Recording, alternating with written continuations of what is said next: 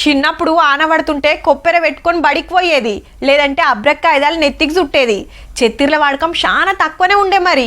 కానీ ఇప్పుడు తీరు చెత్తిర్లు రావట్టే. ఇక అంగి పాయింట్లు తొడిగినట్టే కత్తర్న కానకట్లు వచ్చినాయి. ఎంత ఆనగొట్టినా గది ఉంటే చాలు, తడుస్తామన్న టెన్షనే ఉండదు. కాలానికి తగ్గట్టు అన్ని మారుతూనే ఉన్నాయి. కానీ ఇయాల్టి ఆనల ముచ్చట ఎట్లుందో చూద్దాం పాండ్రి. అదేందో గాని పట్నంలో పొద్దాక సలసల్లగుంటుంది, రాత్రి కాగానే సంపుడే సంపుడు. ఉరుములు మెరుపులతోటి దమ్మడ దిమ్మడ దంచితే ఉతార్లున్న ఏరియాలల్లో నీళ్లు బారబట్టే. ఆఫీసులు కంపెనీలు దుకాణాలకెళ్ళి అందరి ఇంటికి పోయే ఆలాయే. ఇరుగ మరుగ కొట్టే వరకు శితం తిప్పలైతాంది.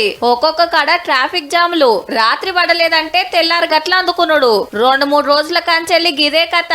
అదే పగటి పూట ఇంత పెద్ద ఆన పడితే పట్నపోళ్ళు సుక్కలు చూడాల్సిందే మరి.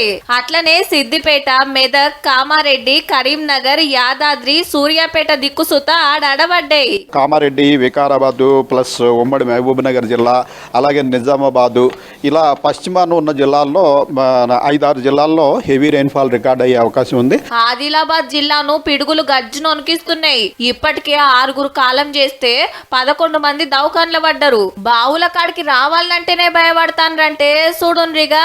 మొగులు లేదంటే అస్సలు మొగులు ఉంటే రామంటుంది సార్. మెదక్ జిల్లా గూడూర్ల సూత వ్యవసాయం పనులకు పోతే పిడుగుబడి ఒకళ్ళు జీవిడిస్తే ఇంకొకరికి దెబ్బలు దాకినాయి.